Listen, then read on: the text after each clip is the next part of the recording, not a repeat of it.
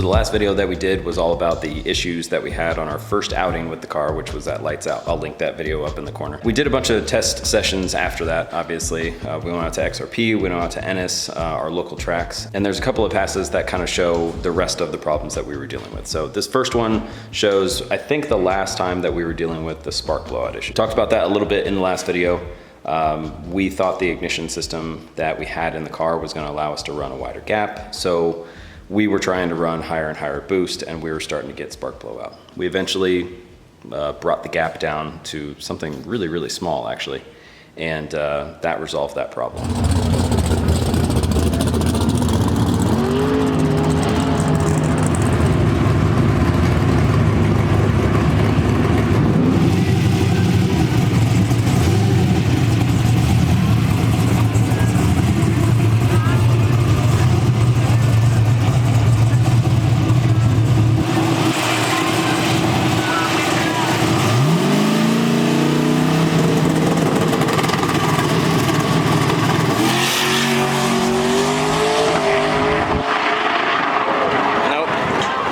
Blowing out spark. So I mentioned it in the video, but you can also just pretty much hear it in high gear in the video. So as we're going through the run, it's ramping up in boost. Once it gets to a certain boost level, it starts just blowing out spark. So that was clearly the issue there. Once we gapped down the spark plugs to 11, which is smaller than I've ever had to go, and that pretty much allowed us to go all the way up to like 55 PSI or something like that. We had some other issues at that boost level, but it wasn't spark blowout anymore. We were hoping that lowering the gap and therefore getting rid of the spark blowout issue was going to get rid of one of the other issues that we had, and it didn't, unfortunately. And this issue turned out to be one of the most consistent issues. That's the one that we're still dealing with even today. I mean, oddly enough, it's the most consistent and inconsistent issue at the same time. So it's consistently there, but it's inconsistent in what cylinder it happens in, what RPM it happens, what load, a bunch of other things. It's kind of all over the place, but the issue is we're dropping 1 to 2 cylinders. It's usually 2. There'll be one that drops for like half of the run. It'll just die and never come back. The other cylinder that's usually paired with it, and it's not always the same pair, it's not always the same 2 cylinders, usually drops less. So it'll drop out and it'll come back. It'll drop out a little bit more. It's not as severe as one of them always. When I say they drop out, we're seeing that in EGT. The other place that we're seeing the problem at is in fuel consumption or in the air fuel. So when that cylinder stops firing for some reason, it's just passing through raw fuel and air. The wideband ends up seeing or understanding that as being lean, and so it adds a bunch of fuel to the rest of the cylinders that are firing. So it's still applying the amount of fuel that it thinks it needs to that cylinder that's not firing anymore, but it's also, because it's starting to show lean because that cylinder's not actually firing, is now adding a bunch of fuel to the rest of the cylinders too. So not only are we losing power from that cylinder or those cylinders that aren't firing anymore, we're also running the rest of the cylinders richer and therefore losing power in each of those. So it's not just a, everything else is running good and we're only losing the power from that cylinder that's not firing. The whole thing goes to crap. So that kind of gives you an idea of how much power we're actually losing with this issue. Keep in mind, normally when we go out with a car like this, we're gonna be adjusting, we're gonna be trying to optimize a lot of things in the car. So normally we'll have a car and do a startup session and fix any wiring or any bugs that we find just in the startup session. Then we'll put it on the dyno and we'll tune out completely fuel and timing for all of the loads that it might go through. So this one has I think it can do like 2.5 pounds on the gate, all the way up to whatever the turbo will do. So we would go through each stage and completely tune out everything, make individual cylinder adjustments, would still have some tweaking to do at the track. It's sometimes can be hard depending on what dyno you're using to get the right load between real life and the dyno. So there would still be, little things to do on fuel and timing. But for the most part, what we're doing at the track is usually power control stuff. Launch RPM, timing retard method and how much to retard and when to ramp it back in. Suspension settings, shock settings, ride height, speed of front and rear extension, just a whole bunch of things down to like the RPM that we actually shifted at, dump valve settings, There's a lot that goes on. Going out to the track with this thing and still trying to figure out fuel and timing while trying to make changes that sometimes make you start over on fuel and timing is just really, really frustrating. It's like every time you go out to the track with the car, you're basically starting over on the basics. Meanwhile, being expected to at least make a decent pass and make it go fast. So it has been extremely annoying, I guess. Like I said, I really, really like the car and everything, but it has been a frustrating one for sure. Even just stuff like the transmission going out, changing the rear gear, changing the injectors, changing ignition type, all of this stuff. All of that sometimes puts you back to square one on some of the stuff that you've already adjusted. So we really want to solve this problem so that we don't have to do that anymore and we can just stick to the normal stuff that needs to be done to make the car fast.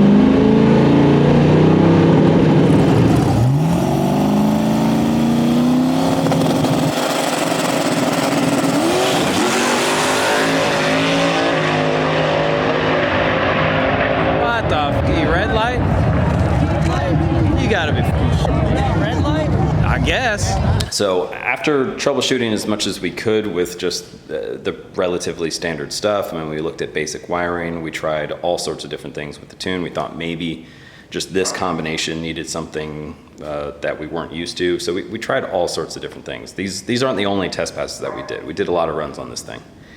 And it got to a point where we just, we needed to ask for help. We thought maybe it's something that we just don't know. And so we started reaching out to the smartest nerds that we could find, those that are nerdier than myself. And we talked to some of the guys at Holley and some of the guys that are actually involved in some of the development of the software and the hardware.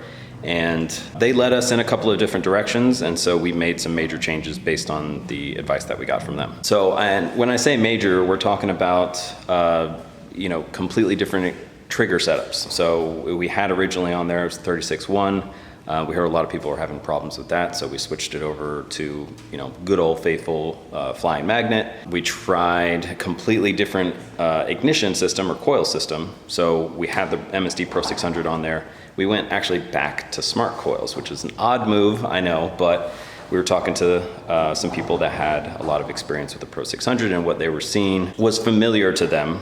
They had some similar issues while using the Pro 600, and it resolved itself when they went to smart coil. So we gave that a try. These things started being costly things to try out. Luckily, everything that we were swapping out was easily sellable to other people. Everything was still good, it turns out. Every time we confirmed that something wasn't the problem, we realized, all right, well, we can at least, if we want to stay this way, then we can get the money back for that by just selling that to somebody else. One of the things that we came across when we were troubleshooting the trigger setup quite a bit, we were deep into that, was we realized it would no longer run in batch fire, like at all.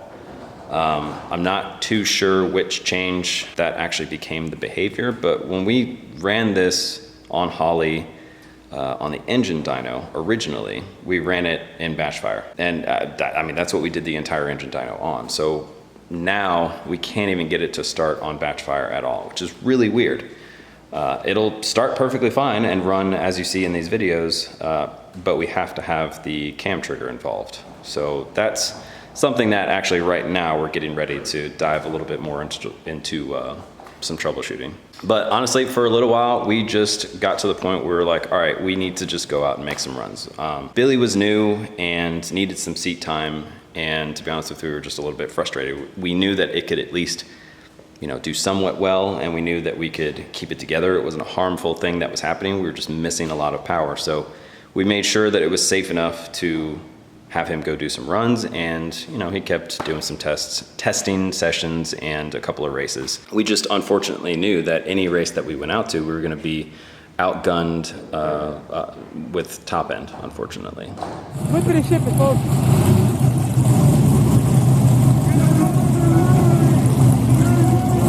Come on, Billy.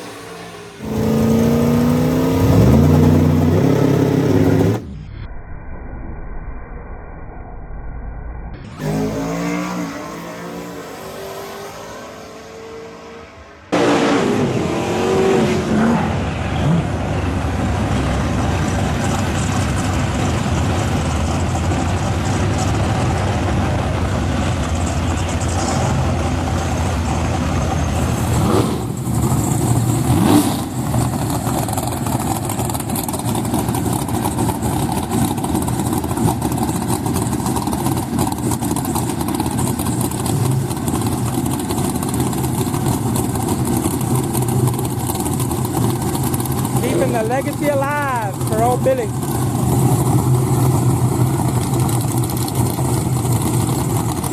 Let's go, Troy. Come on, baby. Let's go. Give her hell, baby. Hopefully he stays in it.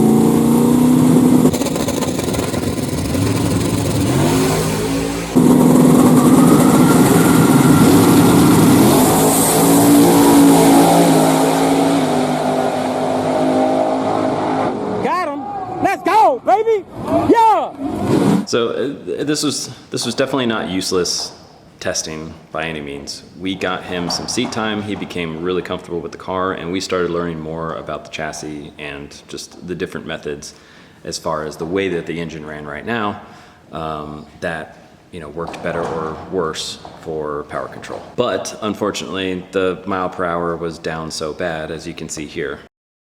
Got him! That it wasn't really gonna be too competitive. All right, so we went searching for the issue again, and we thought we had it. We thought we finally found it. This was the closest that we've gotten to a conclusive way to resolve the problem. And it had to do with the injectors. And no, this isn't a story of Snake Eater performance injectors being the problem and everything, you know, gets resolved when they swap them out and we drive off into the sunset. It was actually quite a bit the other way around. It was the Snake Eaters that were running the best. So for this test, we made sure that we were starting from complete scratch. We got rid of any of the tables or we started from a completely new calibration because we thought maybe, and it was a long shot, everything pretty much at this point that we were trying is a long shot, that the calibration that we had gotten corrupt at some point, and we were just transferring over that corruption to, you know, every iteration of the tune since it happened. So we started clean slate. I put in only what was necessary to run the engine, and we plugged in only what was necessary to run the engine. So minimal wiring, minimal calibration, minimal tables. So we do a couple of pulls, and it ran perfect.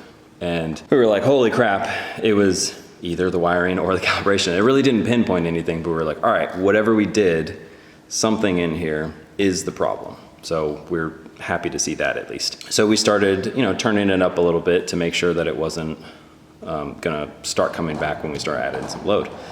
So we turned out the boost a little bit, and the problem was perfectly fine. I mean, the EGTs were the best that they had ever looked. And so we start turning it up. We realize we start having to add quite a bit of fuel, an odd amount of fuel. And we get to the point where we actually look into that, and in an effort to get rid of as much wiring as we could, Nick had forgotten to plug in the plug that had the secondary set of injectors. So we were only on the 210s, the primary set of injectors. And that's why we were having to add so much fuel, because they were basically running out of injector once we got to a certain load. So we brought back in those other injectors, and the problem came back.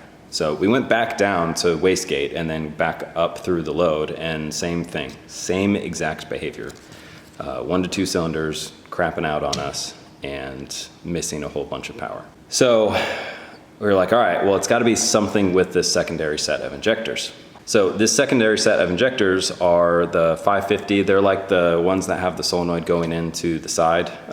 It's like an old school precision injector. Once, I guess, Precision's patent ran out, everybody started making some. Moran has a set. There's like 2 other companies that have a set that are the same style. And so we thought, maybe it's just the injectors themselves, right? So the next test obviously was to run them to run those as primaries to see if, all right, is it something to do with the combination of the 2, or is it just those injectors? So we got rid of, we stopped running the 210s at all, and we ran these 550s by themselves. So we retuned for that, and the problem persisted, same problem. So we're like, all right, well, maybe it's the position of these injectors. Because I will say, these injectors, they provide a whole bunch of fuel, but it spits it out like a garden hose. There's no spray pattern to save its life.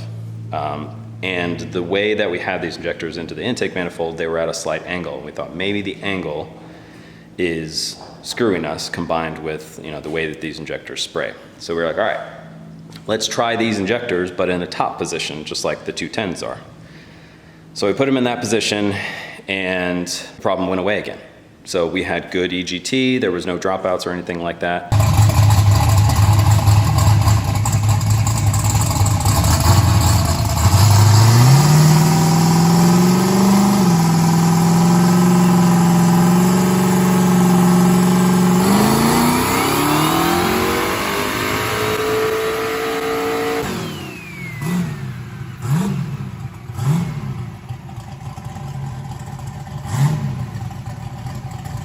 And so we're like, all right, there it is, that's definitive. It is the position of these injectors, this side, this slightly angled position of the secondaries must be screwing everything up. We felt like that was definitive enough, that we could duplicate it. We had multiple passes with no cylinder dropouts on both the 210s and the larger 550s in the top position. So we figured, let's do the top feed setup. Well, the problem is we couldn't do a secondary. The reason why those injectors were angled in there is because we couldn't fit 2 larger body injectors in the manifold up at the top. So the top only has room for 1 injector. So we're like, all right, well, if we're gonna do a top feed injector, we're gonna have to do an injector that can handle the full amount of power that we're gonna need. So we went to the HCR Innovations 800-pound injectors, which I must say, shout out to them, the best injector info I've ever gotten from an injector. So really nice quality stuff.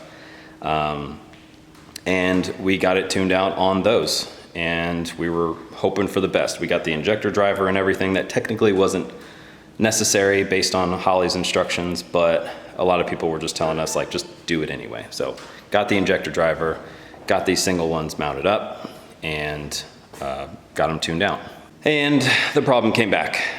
So that was giant blow to us, because we thought we had it.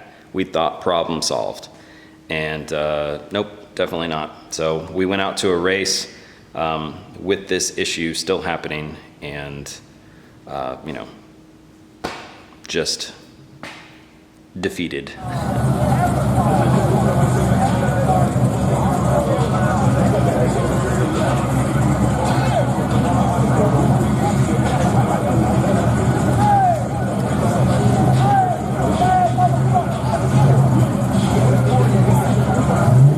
Here we go, boys.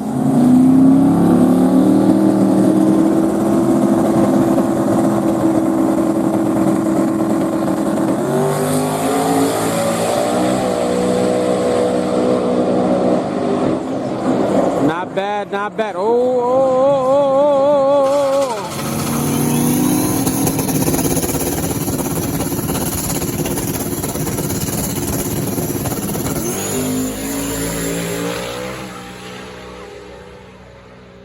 So I've skipped over a lot of things, a lot of smaller troubleshooting that we did, but I've gotten the highlights of it. I know this ended up probably turning into a pretty long video, even skipping over all of that stuff.